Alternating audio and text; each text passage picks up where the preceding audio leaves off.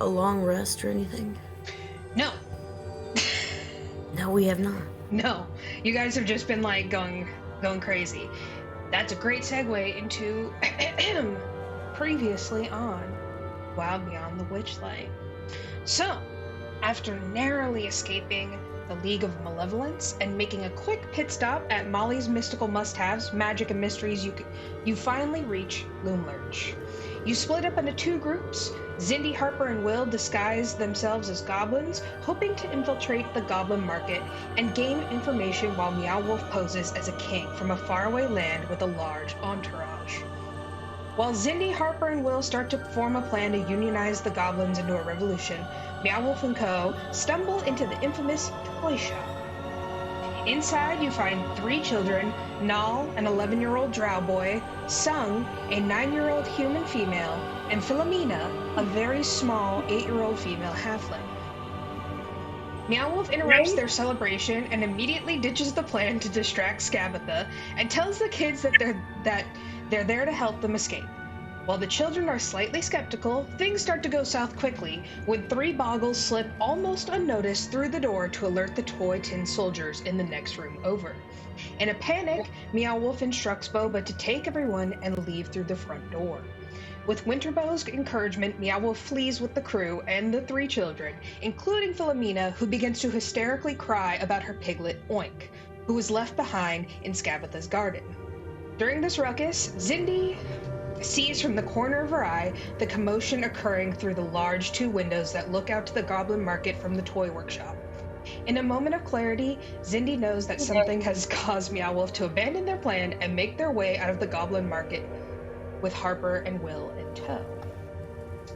Meeting back up at their safe spot where they left Juniperberry, the goblin trio hear hysterical crying and burst through the bushes to find a safe but rather distraught party with 3 new rescued children. You regroup and decide to leave Winterbow, much to his chagrin, to watch over the children with Juniper. Nal absolutely refuses to ever step foot back into Loomlurch and says that he'll give you until nightfall before he scurries off.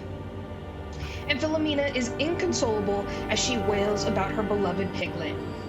Zindi, Meow Wolf, and Harper make promises they hope they can keep and take off with Will and new information about the inner workings of Loomlurch. You know how many children are left, as well as the general areas they would be.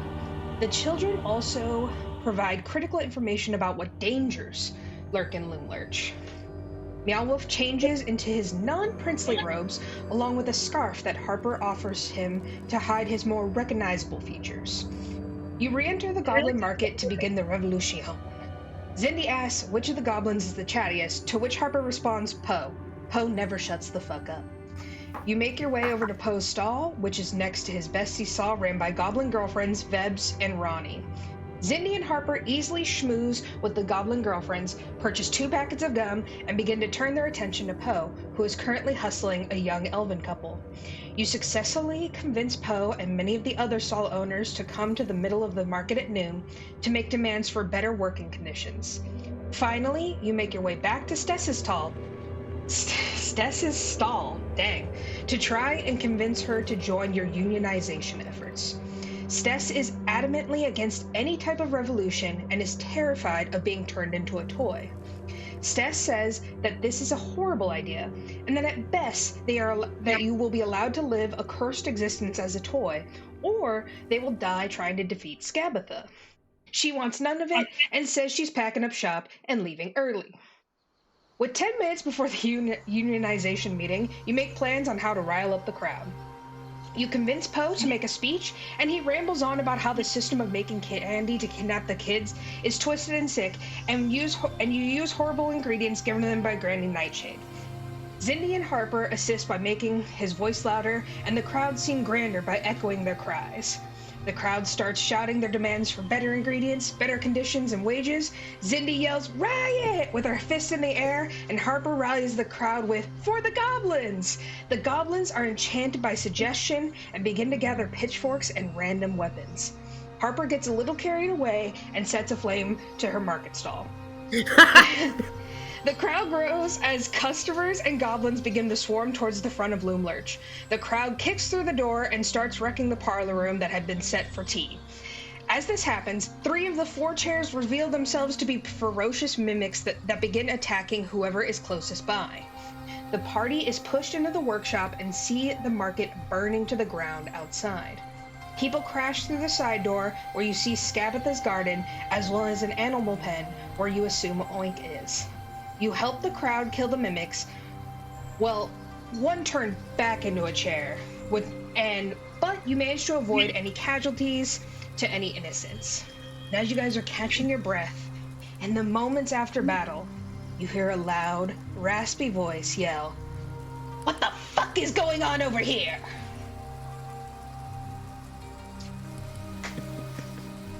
What would you guys like to do? Gasp. Uh-oh. What? I don't know how to respond. I guess, well, I'll turn around. I want to turn around and see who it is. I turn around and yeah, who is it? So, Zindi, you push your way, into the workshop. You sort of make your way out through the door. Like I said, a lot of people had been sort of bursting through the door and making their way past the garden. That's one way to get out of Loom Lurch.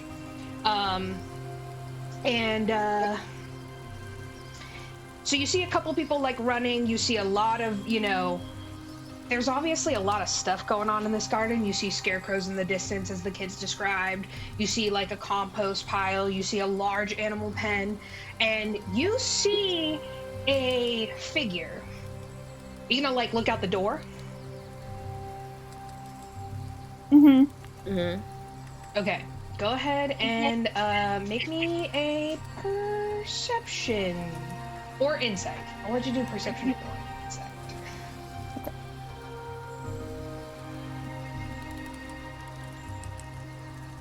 Perception. 23. Dirty 20 insight. Okay.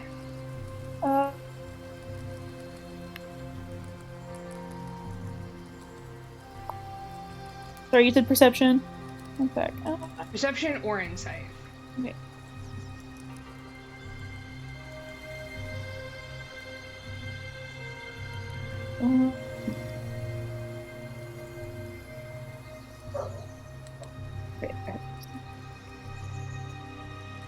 Oh, wow, rolled a nat fucking 1. Okay. Plus 6, so 7.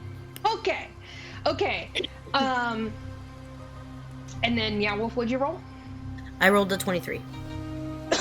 And then Harper, you also rolled really high? I rolled a dirty 20. Okay. And Meow Wolf, you rolled an insight? I rolled a perception. Okay, you both rolled perception? I rolled, where is it? Insight. Got it. Okay.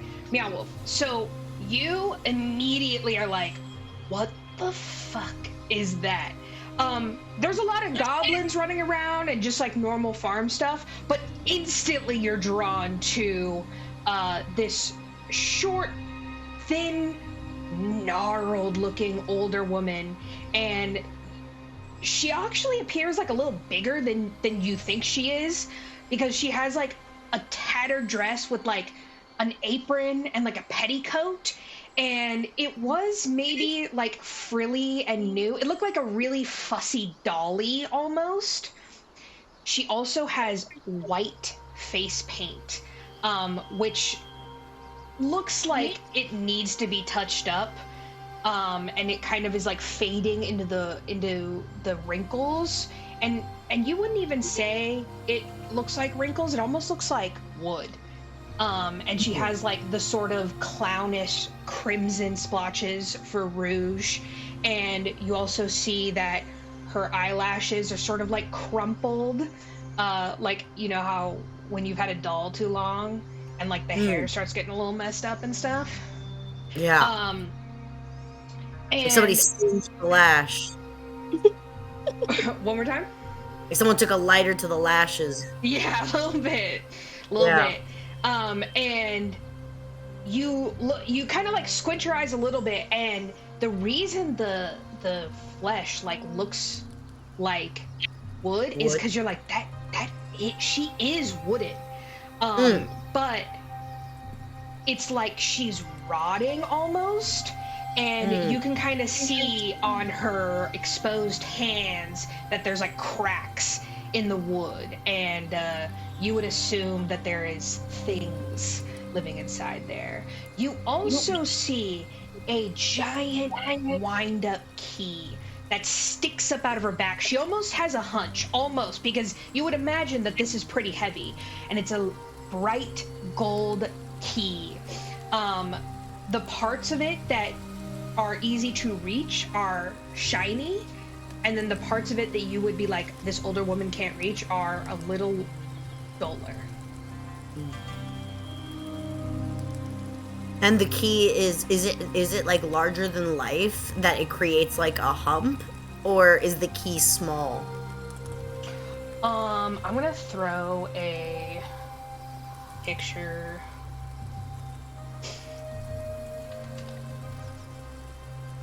In the chat. Let's see if I have it.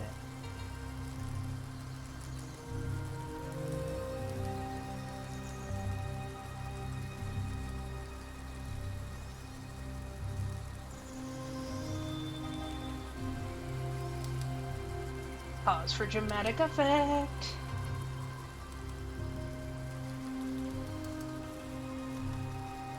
And I'll throw her up in this as well. Ooh. Yeah. She is not currently on her mount that you know she has. But she is, you know, like I said, sort of rotting, and she sort of walks almost stiltedly, but not in like a unfit way, just like a, oh, I don't know if her knees work like that way. But she's, you know how like sometimes you see grannies and you're like, she's moving too fast for my comfort. She's really booking it. Okay. Right on. She's really intimidating looking. Yes. Wow. Okay. So Yeah. so That is the Harper, most with that terrifying. insight, Meow Wolf gets all the physical, like what she looks like, and Meow Wolf, I would imagine that you recoil, almost like, whoa, that is not what I was expecting. And then Harper, you are intimately familiar with the kind of magic that the Feywild has, and you also are like, you out of everyone know what this woman is capable of. You now are seeing her, are like, this woman is so evil. She is, you just get like a chill in your bones almost. You know in your heart of hearts that she had something to do with Zybilna's, you know, not demise, but end, let's say. And you know she had something to do with it, and you know that she delights in torturing her victims, and this system with the goblins and having the child slaves, like she delights in all of this. This is not just like an ends to a means. And also I'll give you, while you were not there with the shenanigans for Bavlorna, you still know like about her and stuff. Bavlorna was like a babbling buffoon. Like she was just like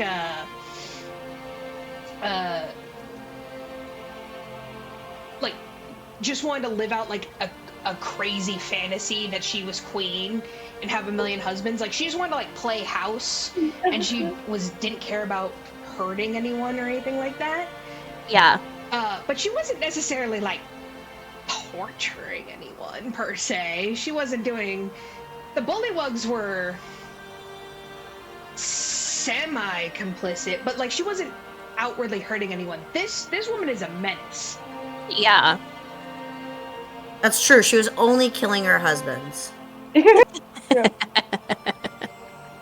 Which, Well, like, I mean, Sometimes she killed the go off husbands, with but us, sometimes right? the other guys killed the husbands. Very true. I did kill a husband. A feminist queen, actually. So, Yes. I was complicit in the killing of a husband.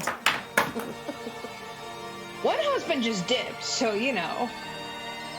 I Yeah, mean, still owes us a sometimes it just favor. happens. He still owes us a favor, right? Sometimes it's just like an accident. Did he So- say to call his name, he still comes?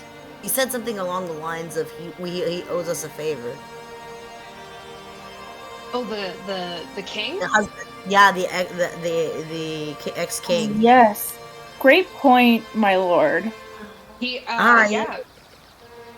Well, we should keep that in mind on this excursion. Absolutely. Especially with that horrifying, evil thing, we might end up needing it. Yeah, we have to keep all our allies close, and if we can maybe get a hold of Bastion and what's the name of the other one? I'm like spacing. My boyfriend. Blanc, but Blanc. I can't believe I didn't name him Blanc. It was right there. I want to It's like not retcon and Blanc? say it's Blanc. No, okay. I'll spell it. I have been saying it VLONK, but it absolutely should have been BLANC, and it was I right thought it there was in front of me. Long. Yeah. Okay, we're gonna retcon. We're gonna retcon and say it was Blanc. What's spelled that way the whole time? It's spelled like Blanc, but it's pronounced Blanc. I want to say when we were in the pools, he confided in me that when people spell it wrong, he never corrects anyone. There we go. There you go. That sounds like him. That sounds like him. Such a nice lad. Yes, they did say that you could call upon them. So basically, you guys see this, tiny, gnarled woman, and it sort of dawns on Meow Wolf and Harper, who are witnessing Skabatha.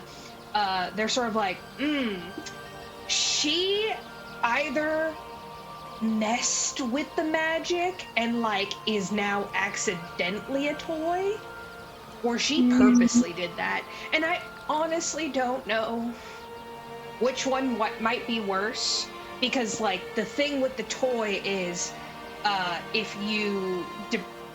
the longer you stay as a toy, the more you forget your humanity, and you basically not go mad, but you lose your mind, you lose who you were. Yeah.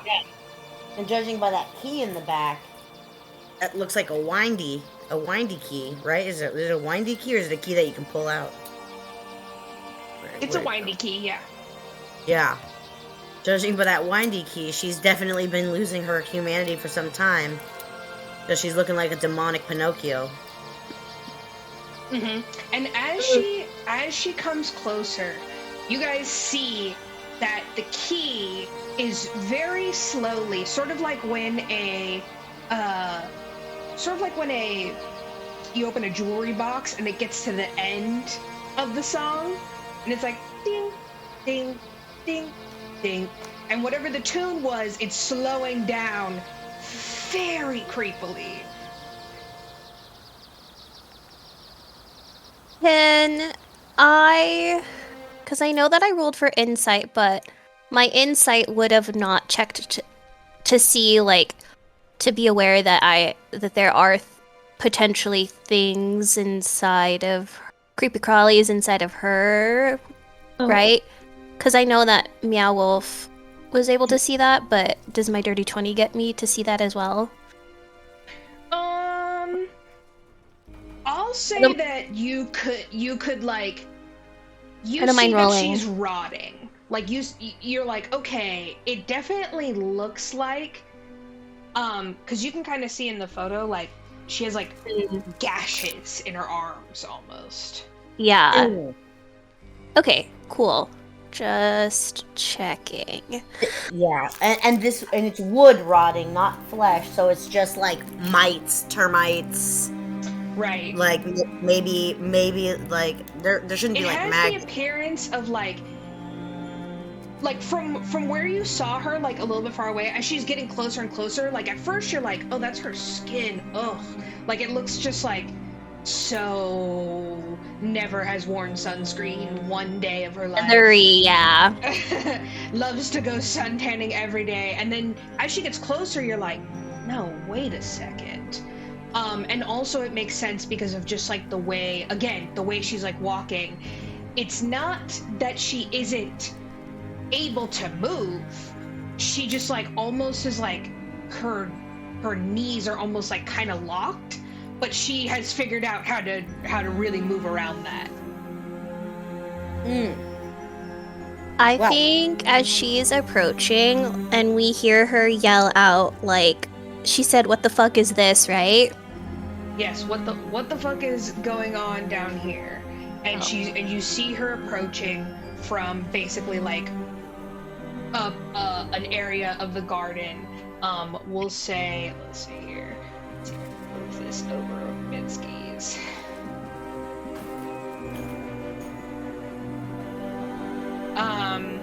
We'll say that she is sort of near the farther animal pen, and you guys are just sort of like doing the thing where like everyone just like pokes out their head and one on top of each other. Yeah. How far away would you say she is from us? I don't know if you're adding her to the Like is she map. Yeah, is she where? Yeah, like where is she in good point. relation? Let me add her to the map. So as I gasp,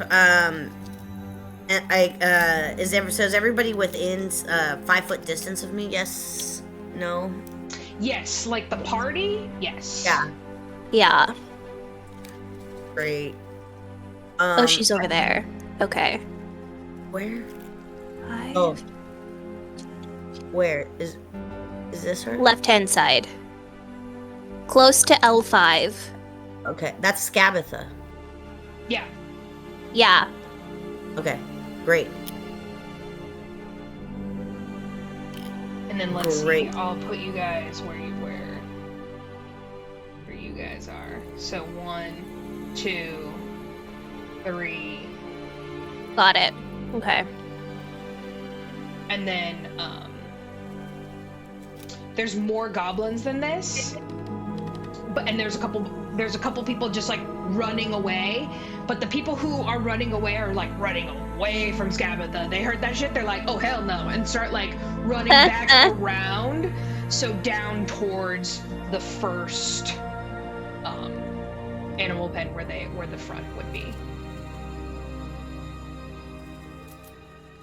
I think I want to just yell out, looks like you've seen better days, bitch. Oh, we're fighting. Oh. You see, she's kind of like been sort of like looking around and sort of like assessing the situation, and then you see her head like in a very wrong way, like snap to like face the door fully, and you see she's pretty far away, but you almost think you hear like a you hear like a little laughter on the wind. And she's like, oh, Chucklehead, we have guests. And she starts like shambling towards your guys even more. She's ignoring everyone else, and she's like, hell fucking yeah. You hear her call for Chucklehead. Go ahead. Okay, so you guys look around. You guys, I'm assuming, like turn around and be like, fuck, where's Chucklehead? Yeah. So Chucklehead had been actually, once he knew about the mimics, so he avoided the shit out of that, and he was hiding, Let's see on my Mizap. Say he was hiding down here. So you guys, he's like sort of like directly diagonally back behind you guys, and you see him just what little you can determine from his face, right? Like he doesn't really have eyes, so you're sort of just like, yeah.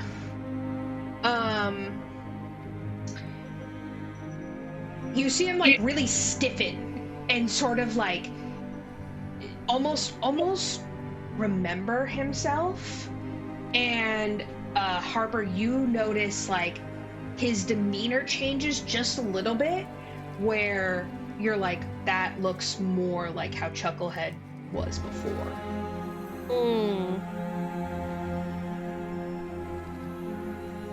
Interesting. Thanks.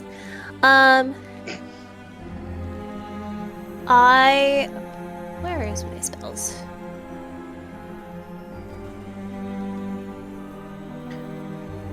I think I will message to Zindi and just say, remember how Chucklehead was before? Well, now he looks more cognizant of his surroundings. Oh, no, I shudder. Absolutely disgusted by Chucklehead. I am pretty concerned. I feel like we're gonna, I don't know. I feel like this is like, we're revving up to something. So I put my hand on my long sword just in case. And I scream at, what's her name again? This ugly bitch. Skabatha. Yeah, Skabatha. Cool.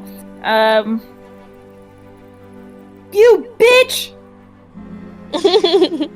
We're here to fucking kill you. I'm over it. She sucks.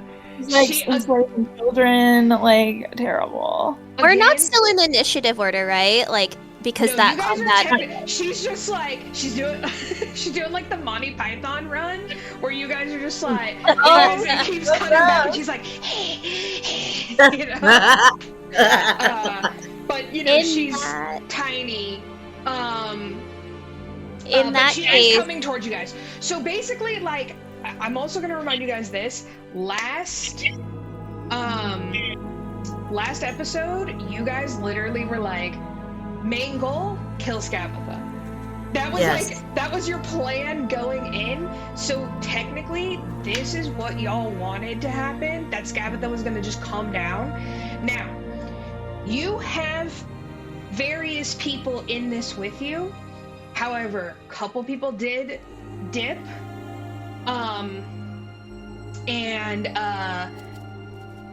You don't have Stess. Chucklehead is maybe, and you know, you don't think like Poe and like Ronnie strike you as like the heroic type to really stand up to their boss. Maybe some people will stand with you, but hopefully if they see us kicking her ass, they'll jump in. Yeah. Hopefully. I'm also gonna say that Meow Wolf, I don't actually think we went over this, but I'm gonna say that you have Keeks with you. Yes, I do. Because if shit goes down, you need to send Keeks to the party to like to the rest of the crew to let them know what's up. Right. They're with me now. Oh, I'm talking about like Winterbow and the kids and Juniper. Got you. Snoodles. The reinforcements. Yeah. Got you. Yeah, actually, and as I'm I will totally do that. And as I do that, I feed Keeks a little berry, and I instruct Keeks on what the plan is. Say, okay, Keeks, we can't fail this time. We can't just go off into the nothingness. This is life or death, Keeks. I know you've saved my life so many times in the past, and you saved me from the spiders, and you might have to save me one more time. So I need you to be ready for me.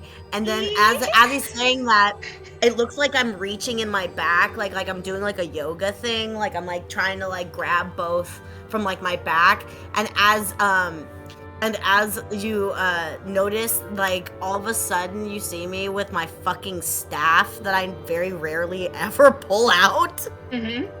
And I go, okay, hopefully this thing won't fail me now. And you see this like orb start just like glowing, and you're just all anyone can think of is like, well, you've been holding this thing the whole time. And I'm like for special moments. For special moments I have my staff. I have this. So I pull this out and I get ready, because it seems like we've insulted this woman. And then I go, and I hear your feet stink, even in the water. You guys are basically, you have her full attention, and you just see her bearing down on you. And you hear from behind you, Chucklehead. And he's sort of gruffer than before, but you see him he like kind of stands up, and he has a little bit more of like sort of like a haunch a little bit, and he says, Skabatha is displeased. She will kill me for my disobedience. The only thing I can do is throw myself at her. And you see him just run out and sort of catch Skabatha about, I'm gonna say like 30 feet from the door. So plenty for you guys to see and all that jazz. And you literally see Chucklehead like throw himself at her feet, and Skabatha stops. And you see Chucklehead just start like crawling towards her, and it's like, Skabatha, I'm sorry. I never should have gone against your wishes. I don't know what came over me. I'm so sorry.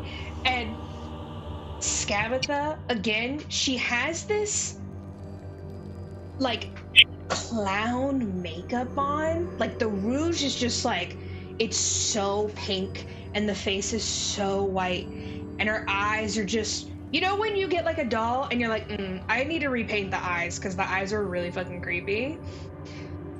They're like white all the way around, and you see her like it's impossible because she's made of wood, but her mouth like gets like way too large, and you see her like grin, and she goes, oh, Chucklehead, no. You know what happens. And you see her, again, you sort of saw her just like shambling, and she's like tiny and like grandma status, but with a sort of bizarre strength. You see her like pick up Chucklehead, like literally just like digs her little bony fingers into Chucklehead and sort of like grab him up by the shoulders, and starts dragging him back out past the animals to the scarecrow field. Oh God. How are you guys? Do you guys do anything in response to this? I'm in shock. I start fumbling through my possessions to see if I can have anything. You're like, that. Everyone who had been running in the garden is gone. You don't see anyone now, and you hear just as Chucklehead is being dragged away, he is getting more and more hysterical. Skabatha, I'm sorry. I won't ever disobey you again. I apologize. Please. How many feet is he? I Are they would from me? say she was moving pretty slow. So as she like sort of starts dragging him, she's probably only going like, however fast you'd be going like dragging someone. Not that quick. She's probably like 5 feet away from where she was, so 35 feet, let's say. Can I like? So Harper finds it really weird that like this whole time he was like obviously not himself. We remember that there was like basically a worm eating through his whole body. There's a part of me that's like, okay, either he could be faking it to try and be like a distraction for us somehow so we can like get the element of surprise, or he legit has come to, which means that like the worm fell out of his head, in which case I want to look for the worm. Ooh. Roll me an Arcana check, Harper. Okay.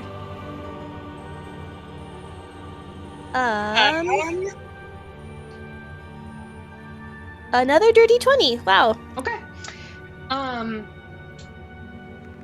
You know, because you were around the goblin market, you did kind of spend some time like asking around about people. Again, Chucklehead didn't always have a toffee apple as a head.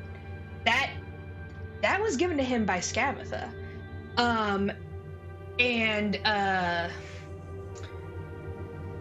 You think that in the moment of just pure fear of like hearing your captor and like the person who cursed you like is coming and is going to be very mad at what you have done, like he overpowered, like the trauma like overpowered the worm in this instance. So you think the worm is in there still.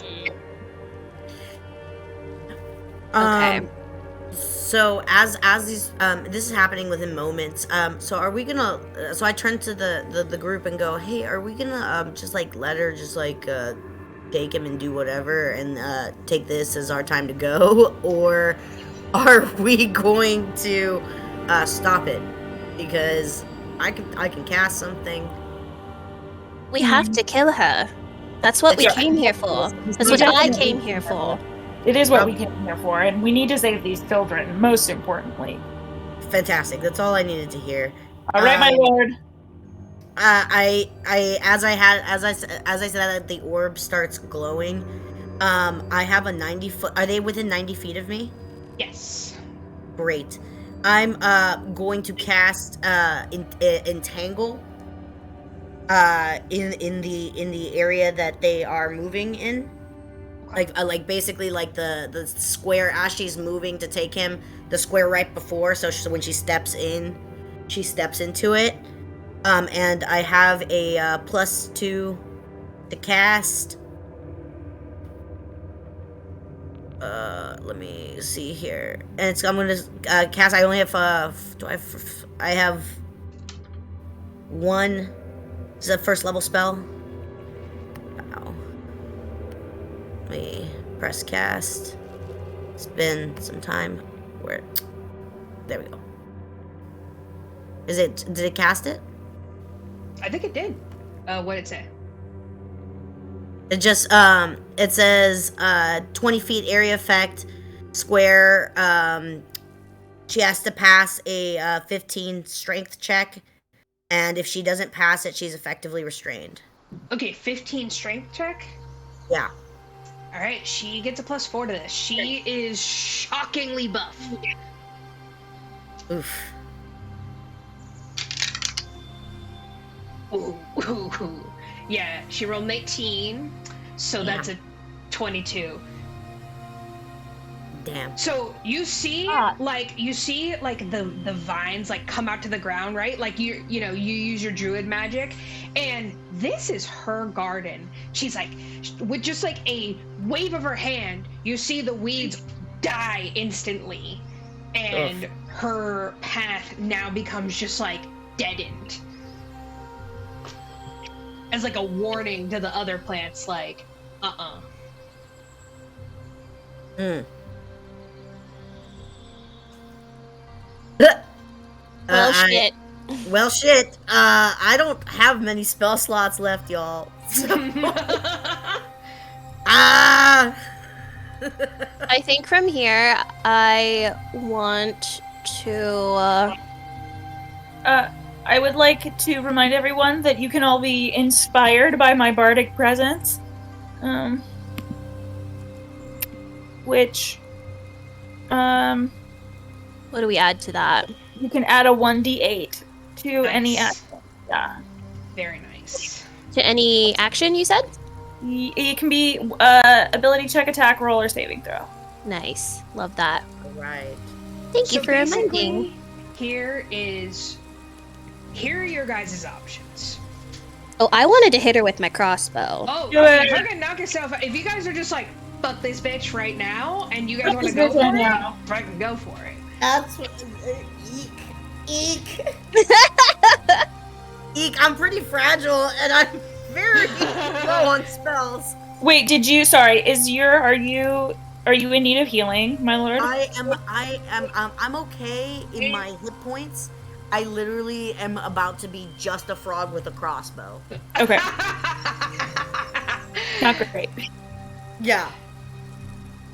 Okay, so would you guys like to maybe just in your mind go over it? What are the options? The options are you let Skabatha do whatever she's gonna do with Chucklehead, which you think is gonna at least take a minute, and you guys can scurry off and try and hide and do something else. Or you can just pounce on her and try and get whoever is left to aid you. You can also send Keeks to get backup. Yeah. So it's basically fight or flight. And then it's also, you can hide, but Oink is towards Skabatha right now. And also you have several other children that need rescuing, as well as Will's parents. I think we postpone, not 100% give up, but postpone kicking her ass right now and maybe bring our attention to the children and his parents. And then as we're all like running away to like a safer area, we could probably get the rest of like the crew to then come back and support us. Oh my in god. the fight. What if we? I agree. We should flee immediately. And as we're gathering our things, and I'm gathering my things, I mentioned. Do you think the chicken foot house? Do you think the chicken foot house could hide us? Yeah. Do you think the chicken foot house can hide us? It runs really fast. Harper, you think that very possibly, if you did need a safe place to hide, you could maybe ask Molly. It's a tall ask, but it's the only for sure safe place that you know of in this area. Yeah. How far away is Molly's magic shop? It was like basically like couple miles away from Loomlurch, like enough where it's like not right on. They're not neighbors per se, but it's like the last stop before Loomlurch. Still, maybe I'm gonna say probably like 15 miles out, so you can make it, and regroup and have some space in between you. Could we call the chicken house for a ride? You can certainly try. Sue, I believe, gave you the true name of the Feet House, and said that you could call upon them in an hour of need. You don't believe that things like that would work in Loomlurch. Like it's sort of like as we were discussing before, Hogwarts rules of like you can't just zap yourself up in here. Gotcha. Thank you for the reminder.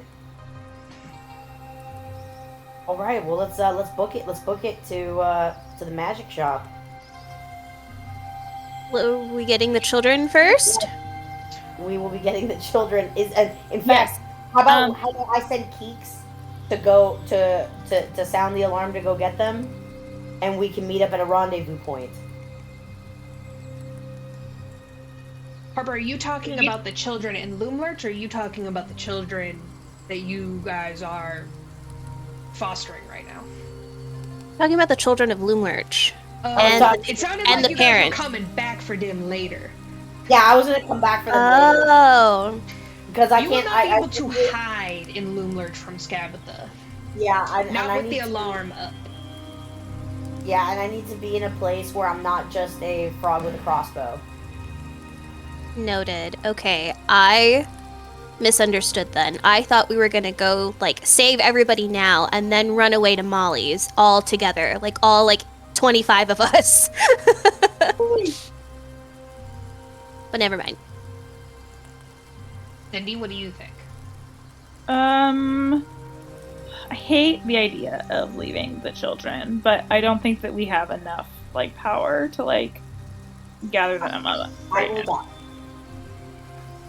will die. Will goes, I don't think she's gonna kill the children. She's for sure gonna kill Chucklehead. Okay. She's probably not gonna kill the kids. Great point, Will. I think that we should cover our patooties here and regroup. Perfect. Let's get out of here. You guys book it.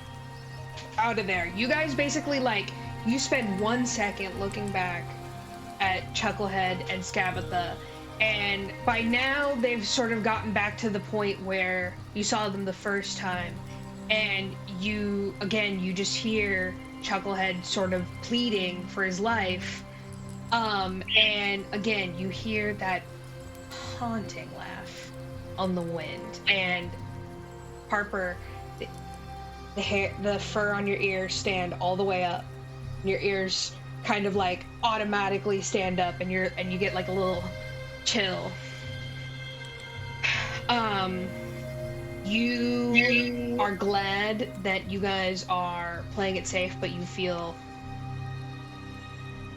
very haunted by what is gonna maybe happen to Chucklehead. You don't think it's anything good. You see Ronnie and Vebs and Poe sort of, you see them steal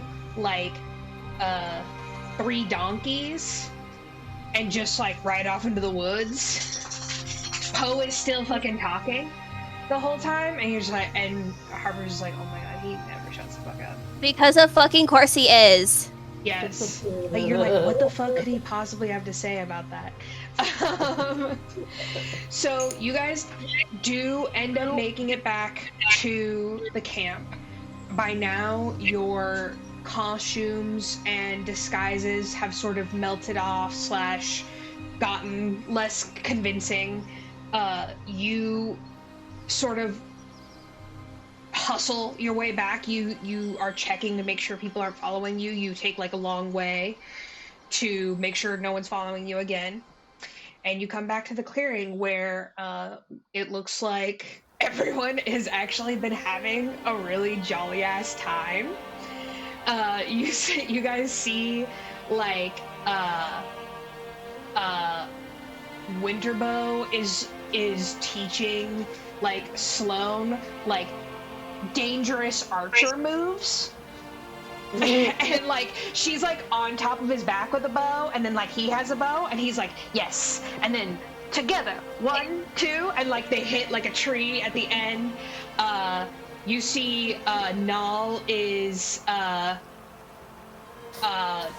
of saying his goodbyes to Sung and Philomena. Philomena is hiccuping because she's doing the thing where, like, you literally can't cry anymore. You do not have any fluids in your eyes left, but she's still just, like, so red in the face, and her tears are soaked.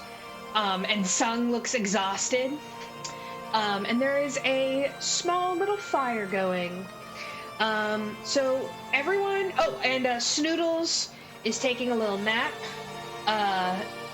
and by the fire. And Juniper, like a excellent guard owlbear, is sort of sitting just away from everyone, but like in the area where she thinks that someone would come first. And because she smells Zindi, she makes like a little sound. Yay! My perfect giant baby! And I run to her and give her some scritches on her head. She does the thing that is she does a thing that like is really scary when you first watch it. It's like when someone has like a way too big of a dog and they're like fully wrestling with it and you're like, whoa. Like someone on the wolf sanctuary is just like fully wrestling with their dog and you're like, I feel like it's gonna bite you. But Juniper's way too attached to Zindi at this point. Incredible. So Will sort of goes over to the others, and you can see them kind of like gather around, and he tells them like kind of what happened. You see them kind of murmuring to each other. You hear them say like, "Oh, Chucklehead. What about Mishka?" And you hear Philomena start to cry again, and Sung's just like shh, and like, you know, lets her just into her arm, and Nal's like, well, I'm gonna get going. And Nal has like a little bag with a like stick bag that he's obviously fashioned, and he's like, thanks so much for rescuing me. I hope you live to tell the tale. And he just like whistles into the woods in the opposite direction from Loom Lurch. Absolutely. I'm glad we were able to give him his liberty.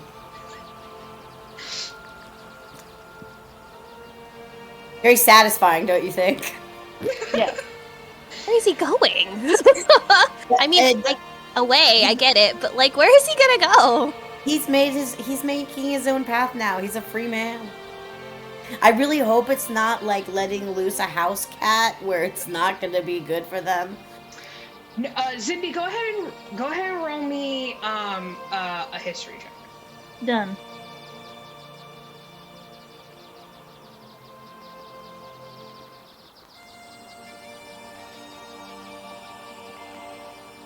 Well, unfortunately, my brain is working very badly today. I rolled a 9. Okay. You are like drow elves. I feel like drow have their own like community that must be kicking around somewhere. Shrug. Do we know if he is aware of like his like tribe or family or anything, or was he like? All said was that he was going to wait until you guys came back / nightfall, and he was like fucking off because he literally just wanted to get away from Loomer so bad that he doesn't care if you guys rescue the other kids or not. Like he's just like, I need to get away from here. Which is 100% understandable for anybody that's been enslaved. He noped the fuck out. Yeah. It's totally understandable. So, I mean, can I do like a wisdom or check or something to see if he has anything really, really essential that I need to maybe like ask him before he really fully dips Sure. out. Okay. I got a 15. Meow Wolf, you honestly, as a Grung, and as someone who sort of was like cast out, you know, by themselves, you're sort of like, I mean, he should be fine, but Understandable. but if you want to stop him and just sort of ask, you know, where he might be going or what his plans are, you can absolutely stop and like walk with him a little bit. All right. Well, I'm gonna go ahead and. Is he within 25 feet of me? Because I'm gonna hop up to him if he is. Sure. Yeah, he's 20. He literally just like dipped and then was like, okay. Okay, cool. So like I hop up to him and I go, hey, I just wanted to just check in real quick. Where are you headed? Well, I don't really remember how long I had actually really been at Little Lurch, but it was a while, and things have really changed. But you know, I used to know a way to go to Yawn. I'm gonna see if that still works. What's in Yawn? So you have been to hither and you have been to thither, and Yawn is like the next spot, and Harper would know that is where the palace is. Okay, great. Well, what? So, well, maybe we'll catch you in Yawn later. Yeah. Hey, I'm not trying to be grateful. I just. Oh no, man. I It's all just gotta good. go. It's all good. In fact, why don't you take one of these daggers? And I pull out one of my daggers and I hand it to him. And I say, but hold on, and I take a little piece of my my drapery and I like cover it in cloth so he doesn't get the slime on it. So here, you take that. I'm like, you take that, man. And maybe we'll see you in Yawn. Maybe we will, maybe we won't. But be safe out there, and I'm glad that you have your ability to move about once again. He looks at you for. Go ahead. And by the way, is there anything we should know about Skabatha off the top of your head that could be helpful for us to kill her? He sort of looks at you for like a long time, and he like looks at the dagger in his hands, and you can see that he's so used to just not trusting anyone. And again, this is just, he's 11, right? So like he wants to like believe in goodness and stuff, but he's just so like been burned so many times. But slowly he nods and he says, "Thank you. Thanks for this. I could actually use this." And he sort of like pockets it in his like belt loop kind of deal. And he says, "Well, gee, as far as Skabatha goes, well."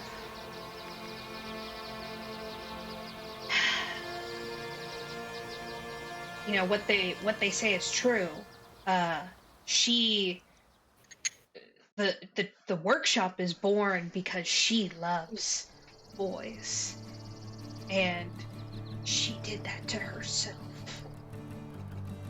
And she delights in turning others. You're gonna wish you were dead. You're turned into a toy. Seen a couple friends be those toy soldiers, and then they watch you. They don't sleep, they don't eat, they Now breathe. They forget who they are. And he's just like so like his eyes are like glazed over, and you're like, okay, this is why he's like noping out. Yeah, exactly. So as he's explaining this to me, I just let him know that you may put this all behind you. You may never remember any of this again, but rest assured that I will eat the wood, the petrified insects out of her face, and rest assured that she will not take another being, and turn them into a servitude toy ever again. Hear, hear, my lord. Nal nods, and he says, if you get to yawn, try and find me. I'll keep my ear to the ground. I wish you all the best, and I hope you don't meet the fate that I saw so many have. Sounds good. What should we search you as? Just ask for Nal.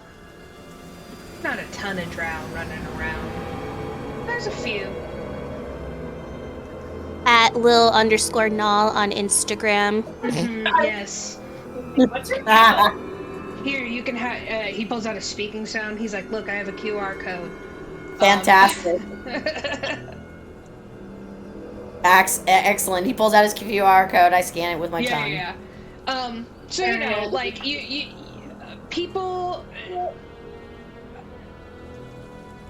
people don't see as many people as like we would see now, right? So people back in the day used to know like under 500 people max, right? So if you see someone new in town, like you're gonna remember. Right, exactly. So he sort of bids Meow Wolf goodbye, and I'm gonna say, like, just in general, when you guys are in Loomlurch, like, if you guys want to know something, like, oh, what did such and such tell me about this? I'm gonna say you guys have been around enough people who have been trapped there that I'm just gonna assume you guys asked all the questions that you would have asked, right?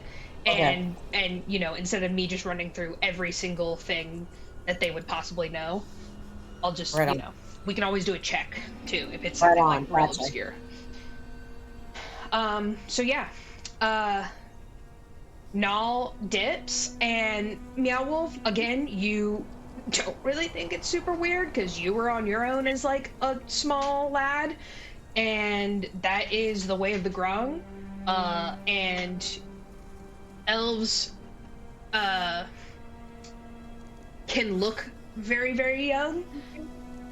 And he said he didn't know how long. You know, I don't know. You know, elves figure that stuff out. You know, it's just innate in their sense of being. You know, it's like frogs. You know, like you just know how to swim. Like he's gonna be fine. Yeah, throw him to the wolves. He'll learn how to howl. That's a saying that, you know, your people had growing up. I mean, that's how I turned into a dire wolf, so I feel it. All right, Harper and Zindi, what do you guys want to chat with anyone, or slash, you guys are sitting around the fire. I'm gonna say, you guys, you know, hunt for your dinner. Juniper is eager to spend time with Zindi, and you guys have a silent and quick hunt. And you guys come back, and you guys are sort of just talking amongst yourselves. So yeah.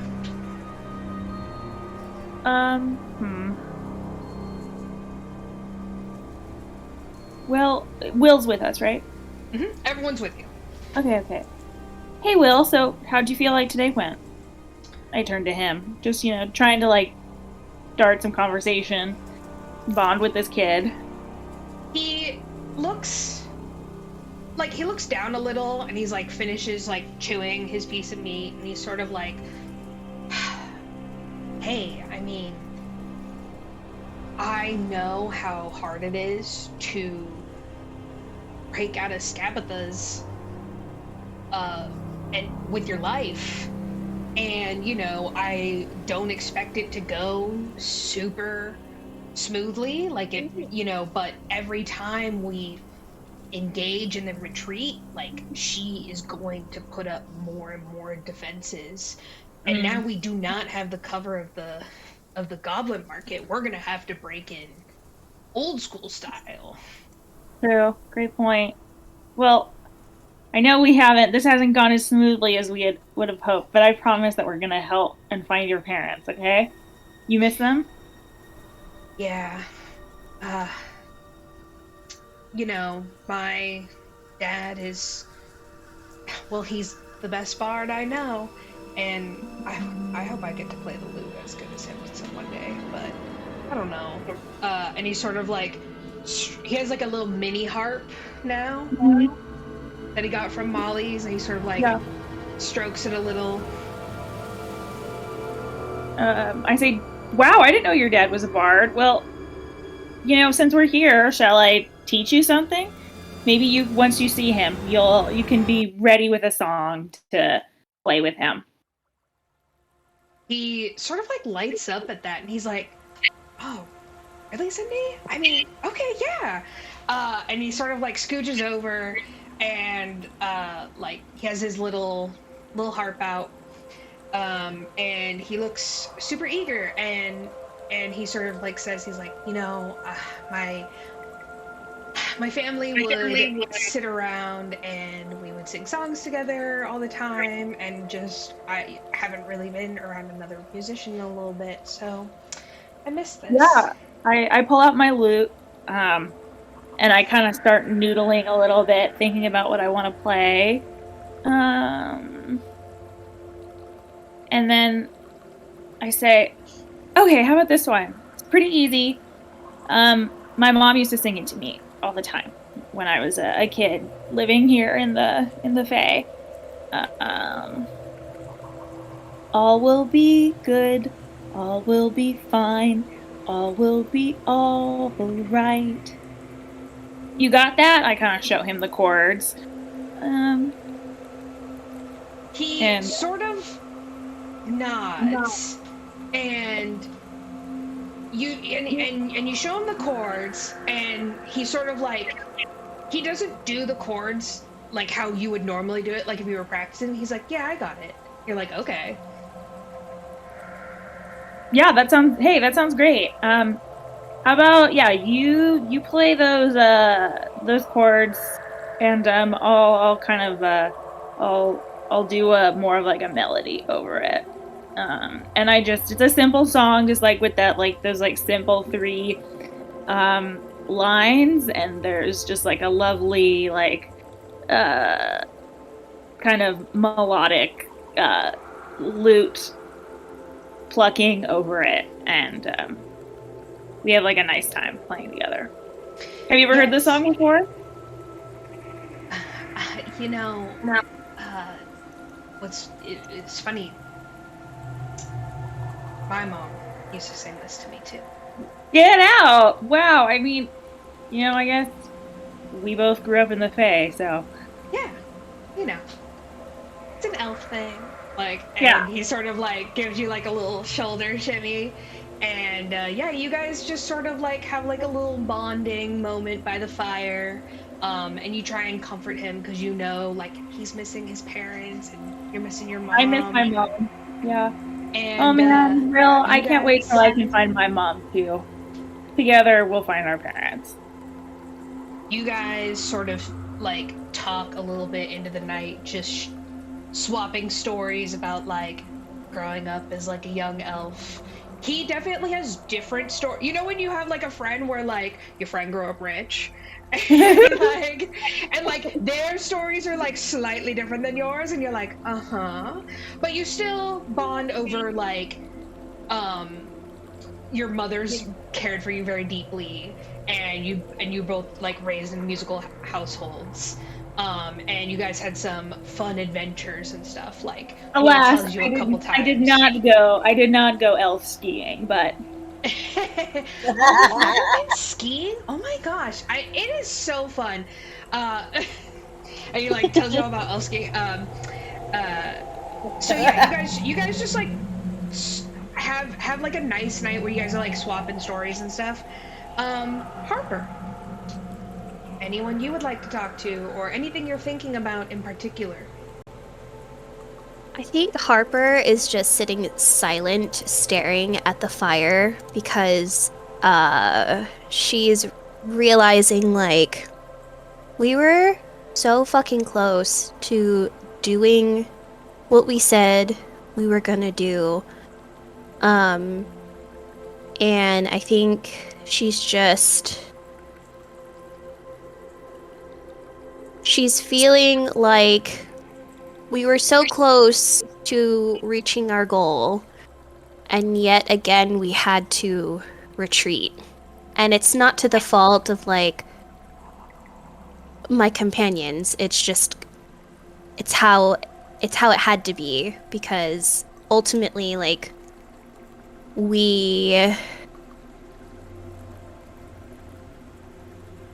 Harper, I think, is a little too cocky.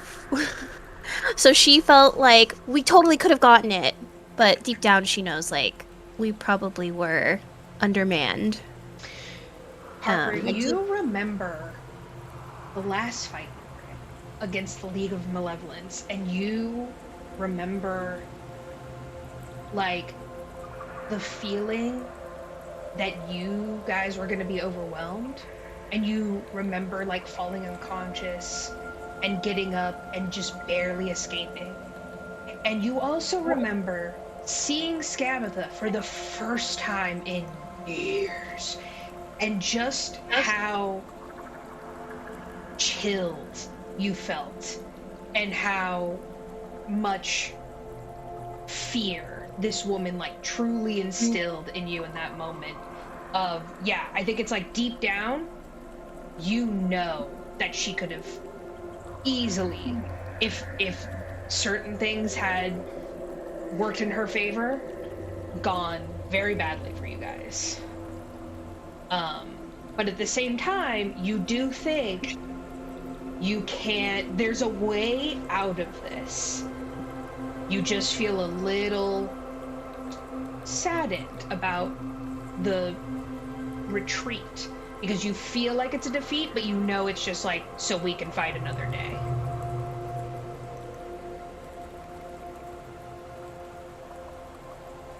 I think I probably just stay quiet for the rest of the evening, contemplating.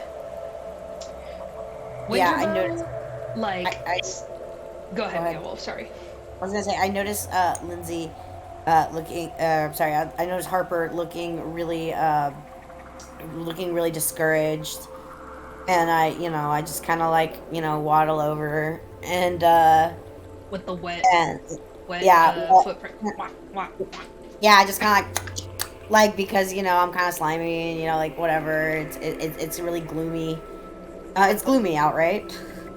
That's what I assumed. like it's like a damp forest, and you guys are in sort of like, they have it on the map as like a little sort of large mushroom ring almost, like it's like a small clearing. Right on.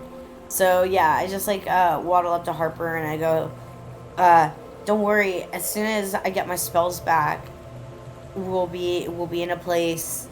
It's like, I mean, do we even need I know that we can leave 15 miles out, but if there's anywhere we can hide in between there that we won't get found out, maybe we can rest for an hour and head back, or we can rest and head back. But as soon as the spells are back, it's on like Donkey Kong. She's dead. Winterbow sort of like perks up, and up until this point had been just sharpening, like just fashioning arrows for his quiver. And he sort of looks up and he goes, "My lord, as Master Will pointed out earlier, she will be on guard. She will most likely be on guard for at least the rest of the evening. They know what we look like. They know what we're capable of. She probably knows by now the riot that we have started. The goblins aren't safe anymore. She may have questioned Chucklehead before.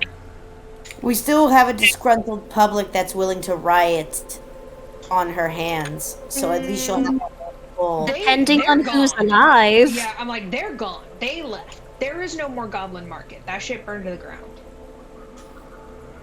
Indeed. Sorry, not sorry. Indeed.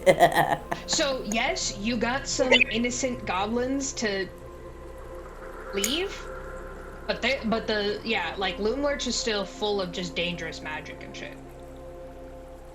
My question now is to the rest of the group.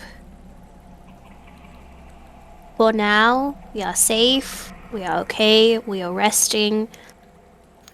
How do you propose we get back in? Guards will be everywhere. That is a question.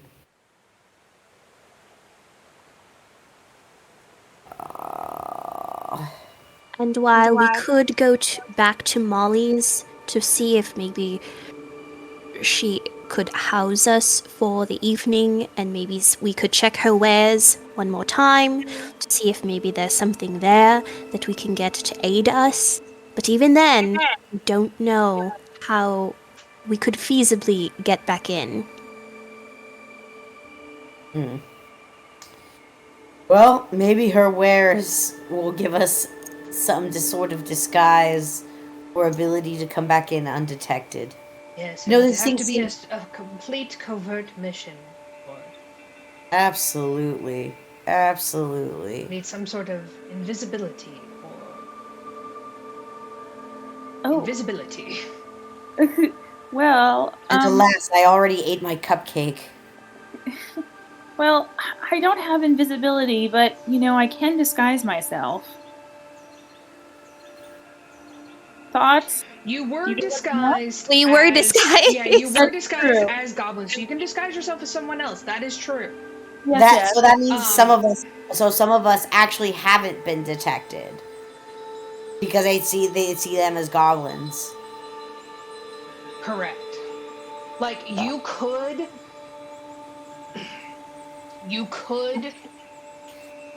deceive Skabatha, but that is sort of like Harper has alter self, which is like you need like it's like a high check.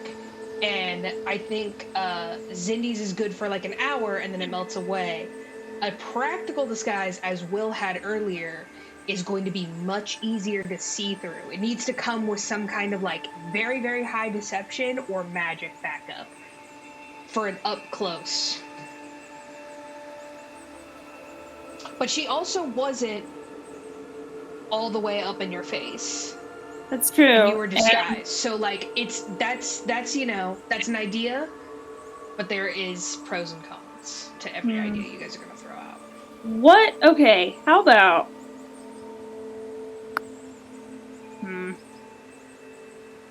I mean, I am quite charming, and then I wink at everybody. Don't forget how charming you were at Molly's. Okay, thank you, Harper. That was Snap. an off day. However, we could try the charm route of trying to arrive with a gift, become friends, charm the guards. I know that might be a last resort, but if coming in swords drawn is too obvious, we might have to do something else. And I she's love that now we're like, we've started a riot and now we're potentially like Trojan horsing. yeah, she's not attracted to frogs, is she? You still have Will, True. and Will sort of like pipes up, but he also is like, I would really prefer if that was like a last option we consider. Okay. Because that is Well, putting me just absolutely directly in the line of fire, and also may raise her suspicions. I don't know. got it. So Well, yeah, I think the it's a good options are point. like Trojan horse, complete sneak, or split up again and do a little column A, a little column B. I I mean, think you why not complete sneak? We can, put on our sneakiest fits uh and just try to infiltrate the that I is think the Trojan horse thing is a really smart idea. I Okay. say we get Blanc and Bastion. And Oh. and Bastion is pulling a cart of us. Pulls it, hops in, waddles in a cart of us. Harper, that roll me an intelligence check. Let's see.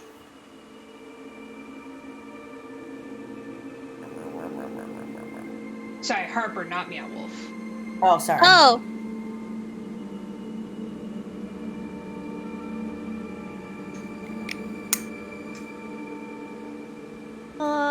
14?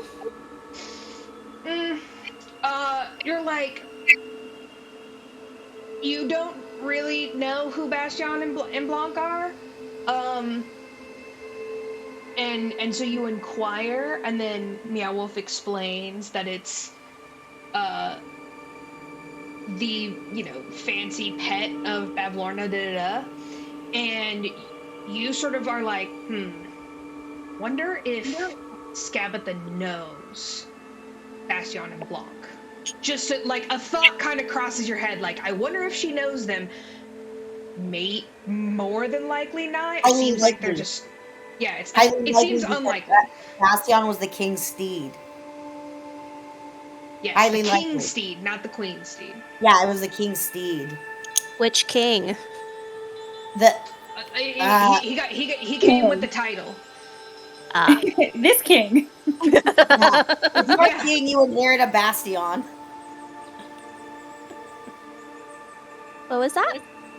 If you become king, you inherit a Bastion. Yeah, you get a large albino Albino toad. frog. Yeah. to ride on as a bullywug. It's quite a sight.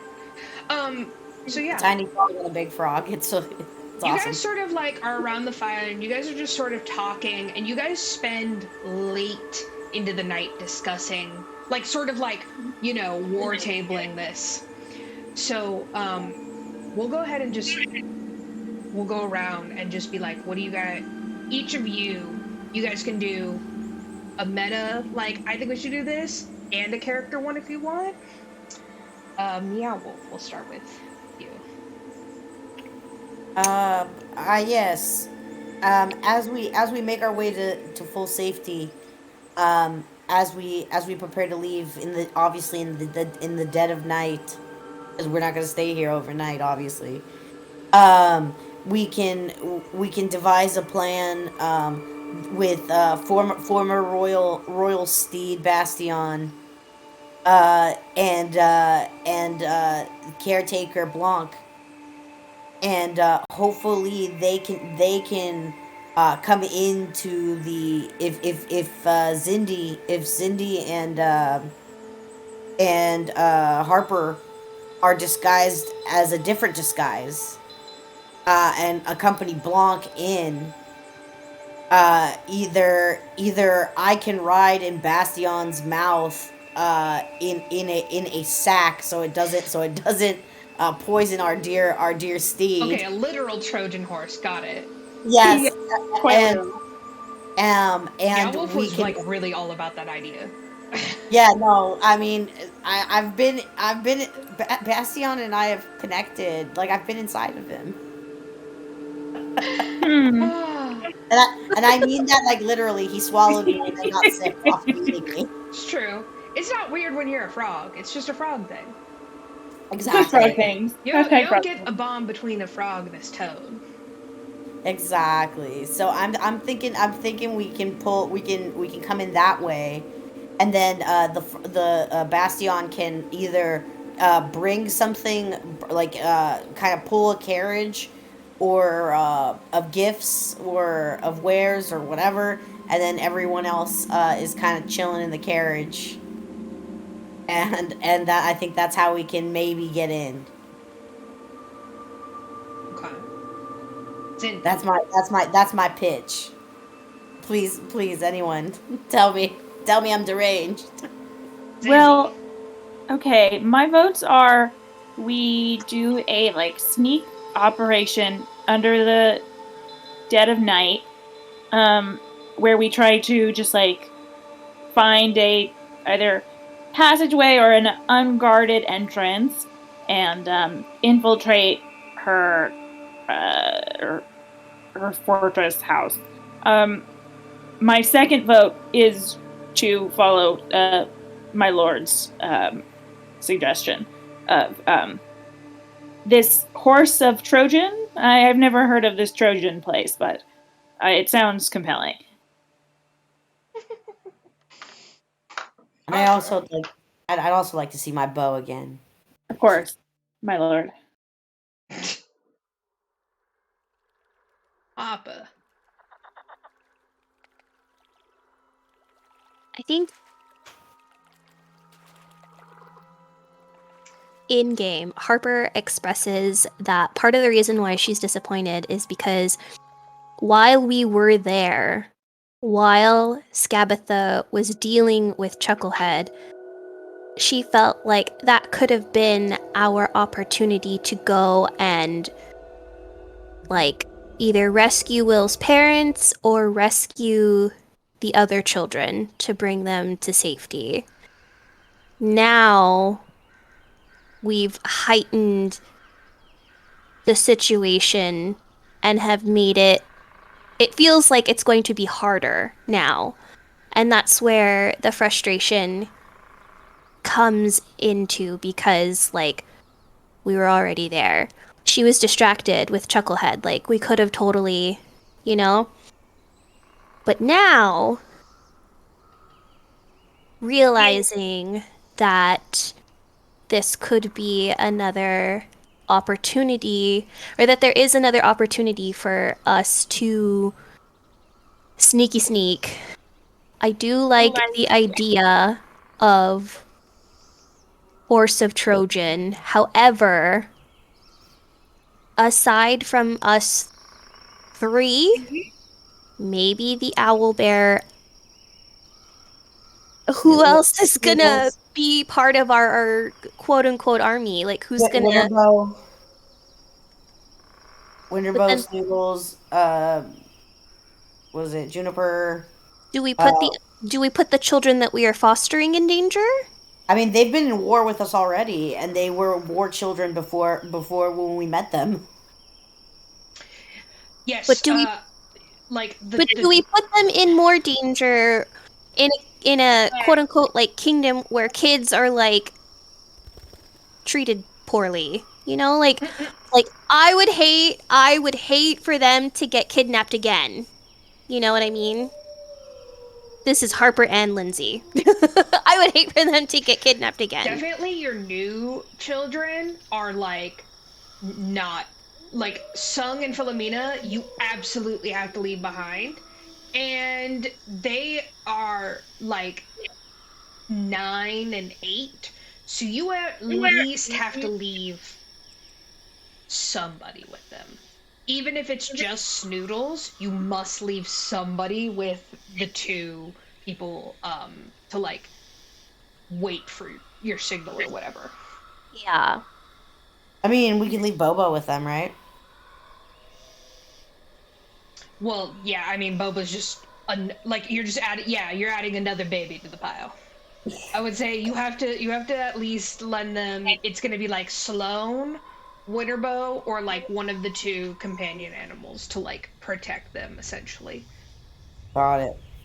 Got it. While Boba can definitely come and like fight, um, and same thing, like Will is completely willing to risk himself for his parents.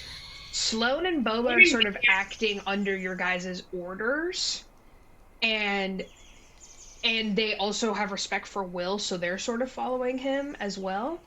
Um, but it is risky to, as Harper said, to like bring them back in a Loon Lurch. So For this is all sure. just how you guys want to play it. Yeah, for sure. All right. Well, we'll keep the kids out of harm's way. We'll send the word out.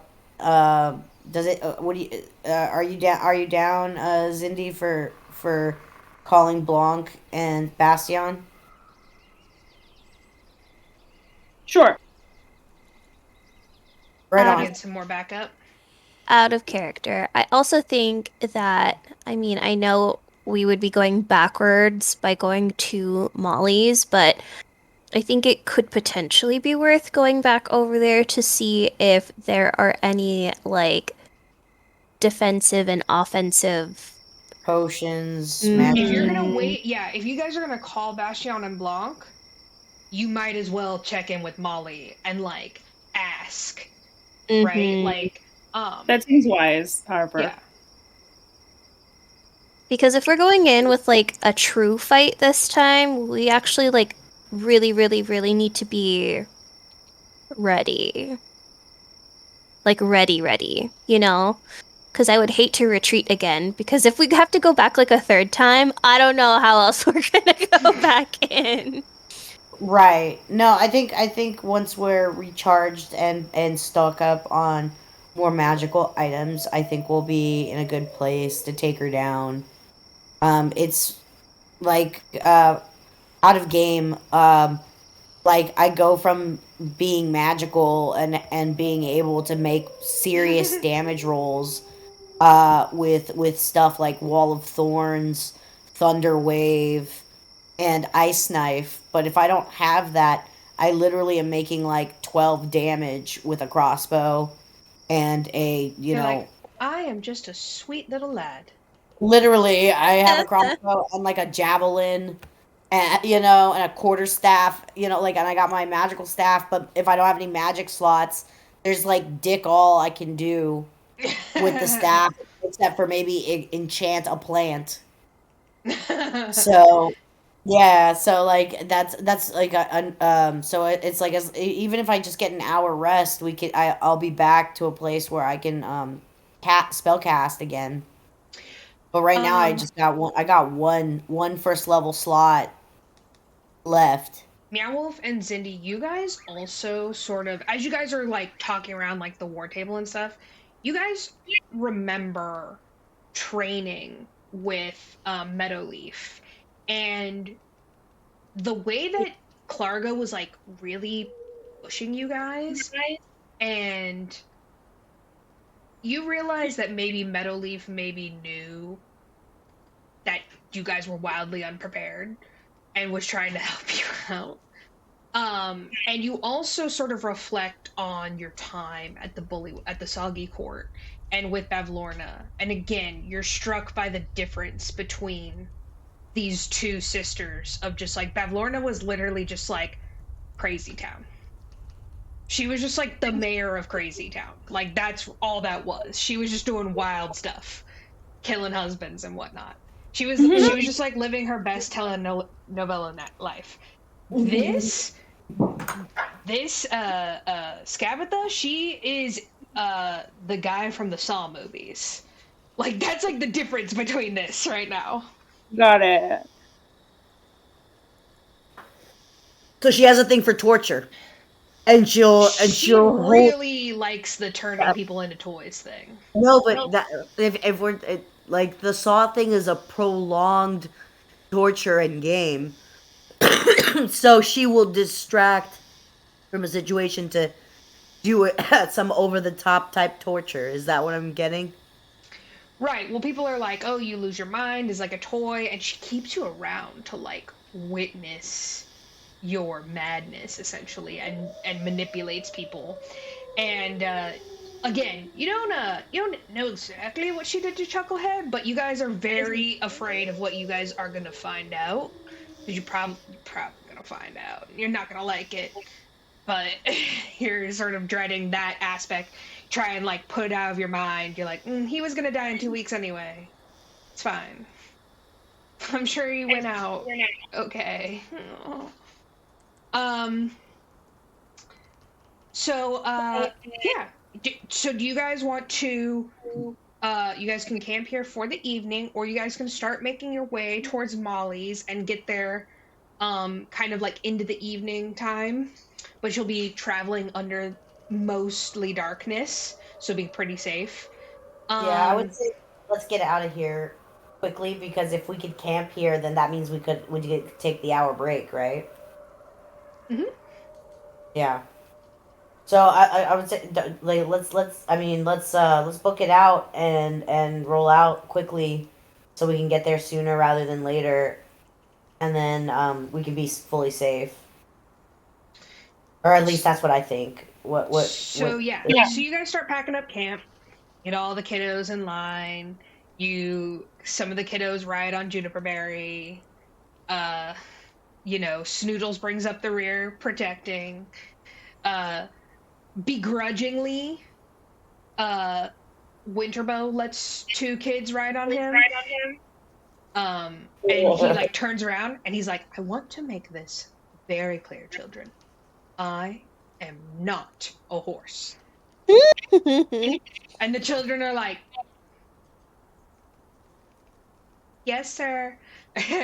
And so you guys make your way back to Molly's. Like I said, it's a couple miles out. So you guys sort of again take a wide berth of loom lurch, and you guys are now a little bit more familiar with the forest because of the time you spent with Meadowleaf. And you guys end up finding your way back to Molly's once more. It is well into the evening. The moon is high in the sky. But again, the trees are so thick and dense here that you guys have basically been traveling in almost pure darkness for a good while now.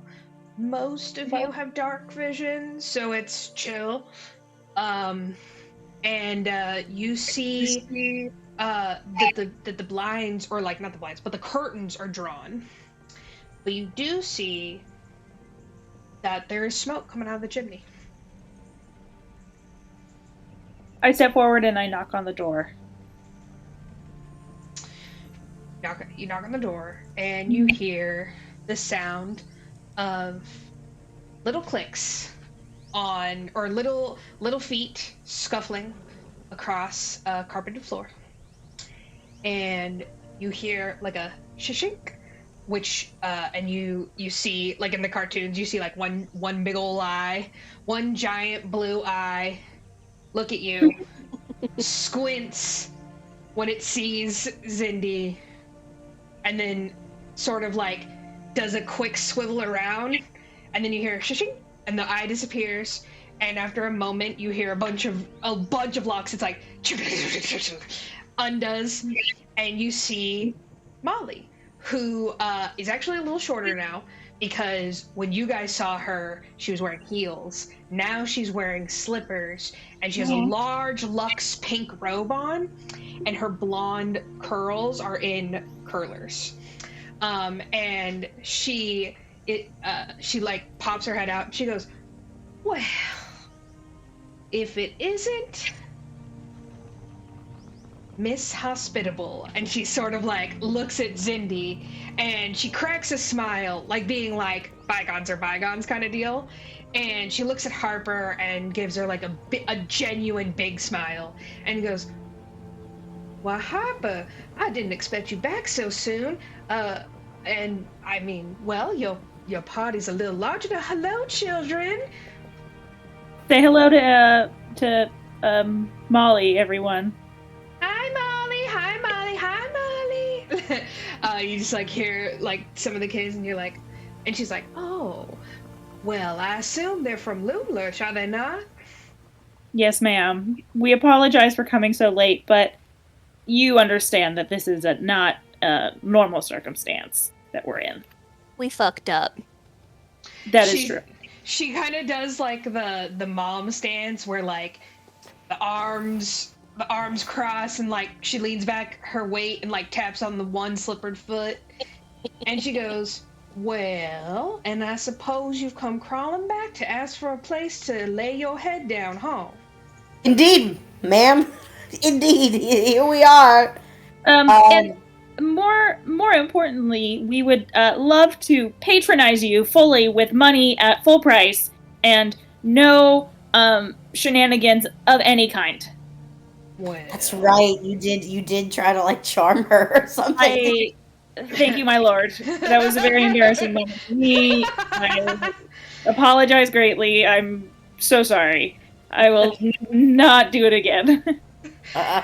Molly laughs again, like that tinkling laugh that almost sounds like bells, and she sort of looks at Harper and she goes, "Well, normally I don't open my door to strangers in the middle of the night, especially not ones who just fresh from Loom Lurch, but well, you have been our best bet in, well, at least a decade now, so I suppose I am bound by the rule of hospitality to let you stay." And she sort of opens the door a little bit wider, and everyone comes, and she goes, "Now, wipe your feet and your hooves on this mat here. Now, wipe them good." And everyone sort of like does the like shuffle and wiping their feet off really good. And you see the kids kind of do the thing that they did earlier, where they're sort of just looking around. They're not touching anything. Their hands are like behind their back. They're being so good because they know. They feel the tension between Zindi and Molly. And they're like, no touching, everyone. Please don't touch anything unless you're instructed to touch things. That's right, children. You break it, you buy it. And I'm not a rich man. Hell, I'm not even a man at all. Her tinkling laugh, like, sort of washes over you guys, and you guys feel very safe with Molly. Again, Harper, you sort of have this indication or inclination that this place is protected by some kind of magical charm that allows Molly to be so close and so unaffected by the negative magic. And you're sort of warmed by Molly taking you in and following the old rules, because you have been traveling for some time, and even trying to call upon the rule of hospitality has been difficult in these times.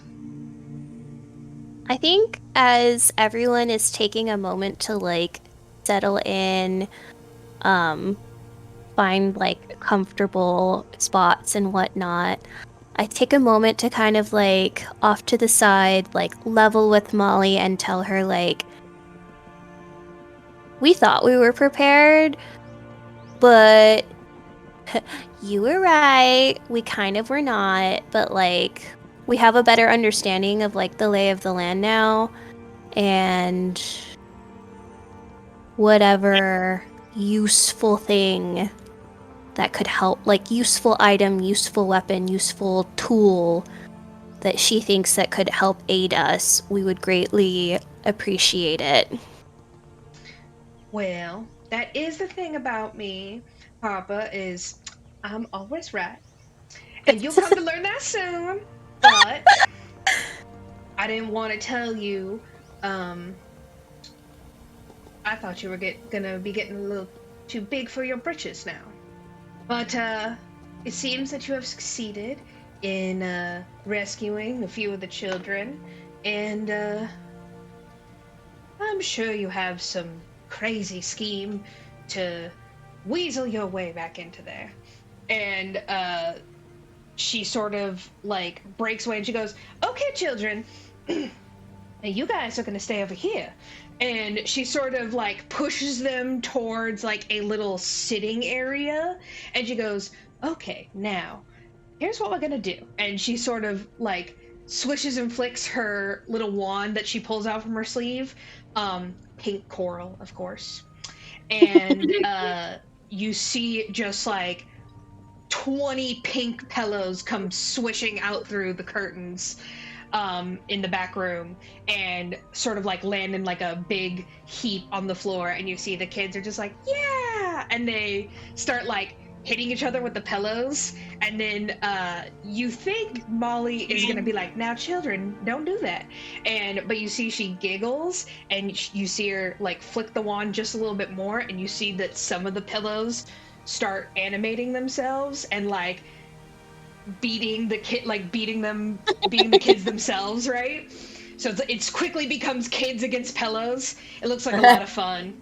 And she like leans back over and she goes, now I've enchanted the pillows so that none of the feathers will pop out. So the kids can hit each other all day and they won't ruin the fluffiness.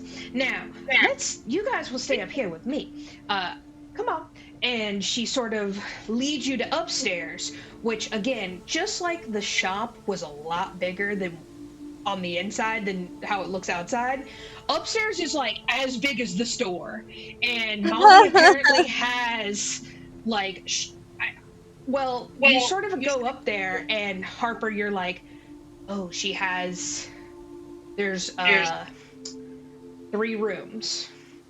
So it's sort of like it looks like Molly is in like her room, almost looks like an office, like it's got like a lot of books and stuff in there.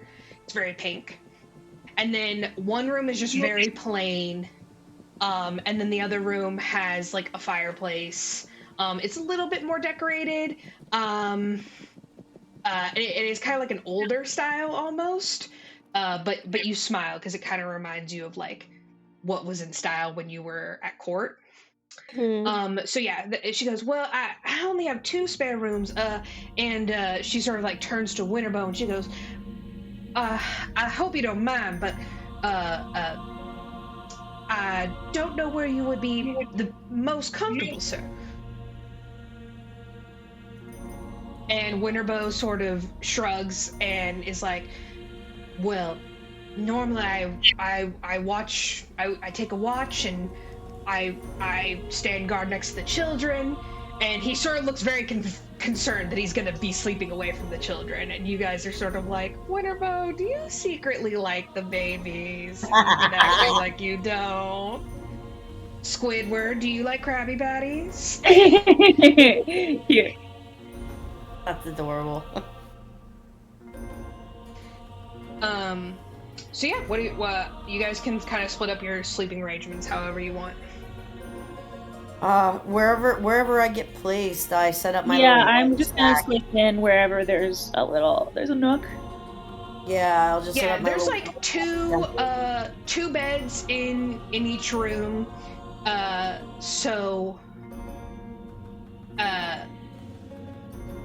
Winterbow takes one of them, the one with the fireplace in it, and leaves the plain room. And it sounds like the kids are just having the time of their lives downstairs.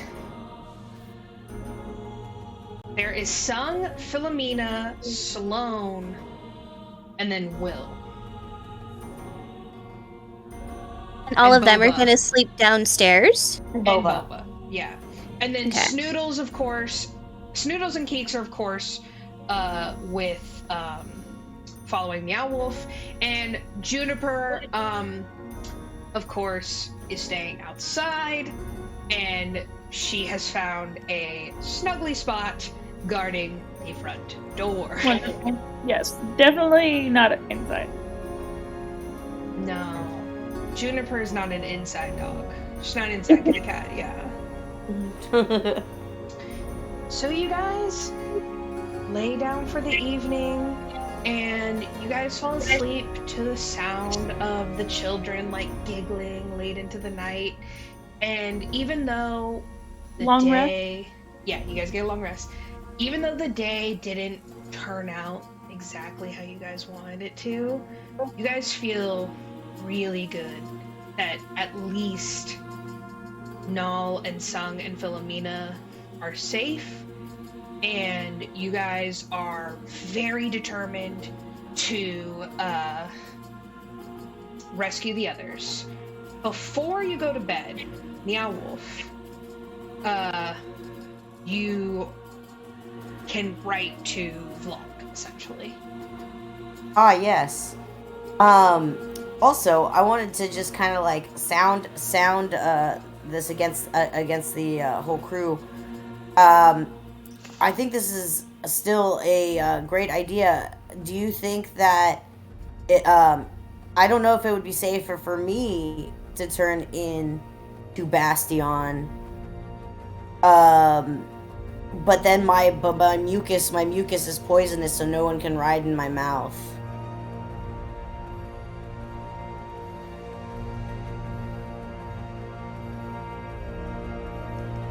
Hello?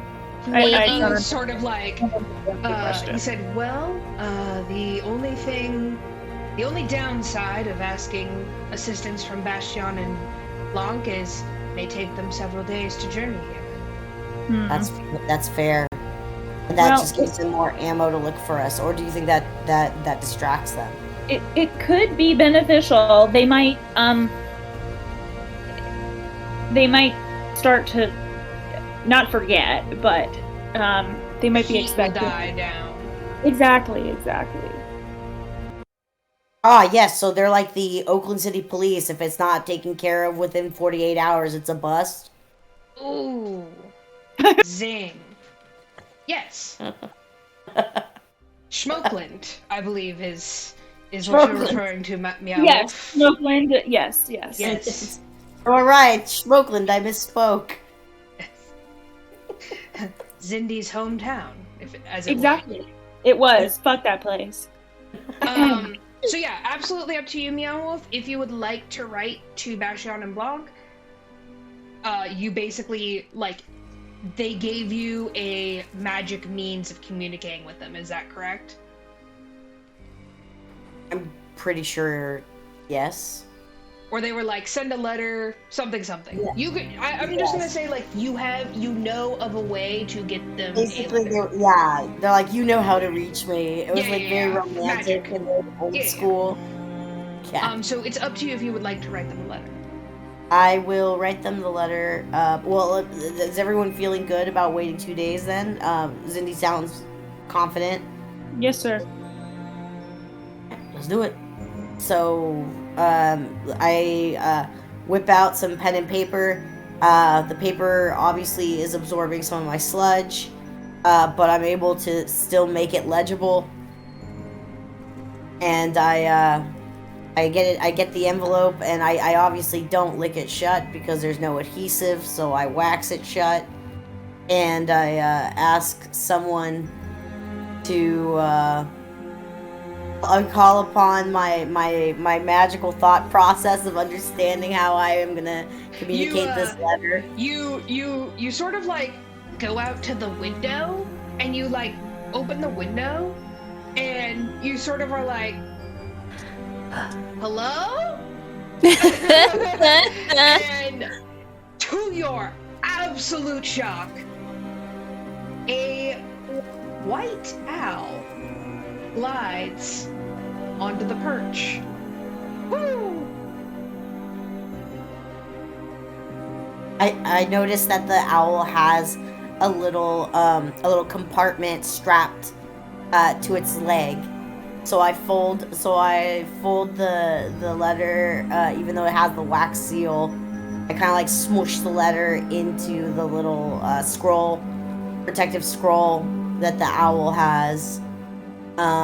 As you can see, bits of wax are just like getting all everywhere. The seal was useless, but I stuff it in there nonetheless, and I go, you know what to do, little bud. Fly free, fly straight, get Blanc and Bastion. Woo!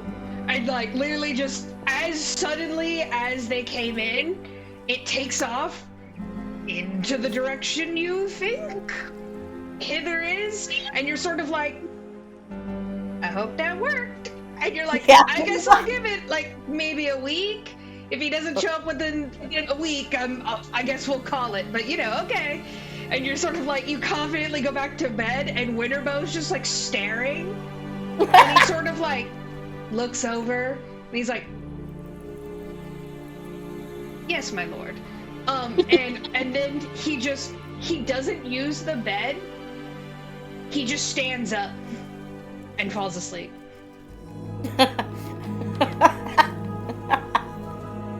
It's fantastic.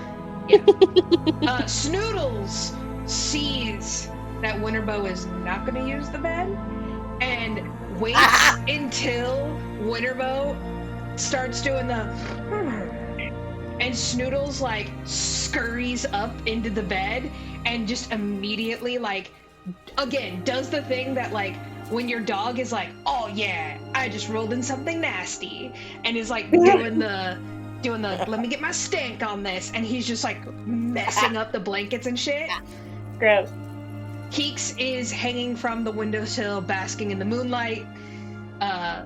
She pops open one eye and like leers at Snoodles, lets out a little ee, and Snoodles is like and lies on top of the pillow and fully just like conks out.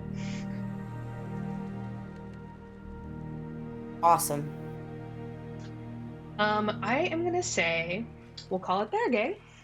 Yay. Thank you. Yay! That was so much fun, everyone. I know. That was Sorry. so fun. Sorry I didn't have hella spells, y'all. Like, I had noticed that when we fought the mimics, that, like, basically my wad was shot. Mm.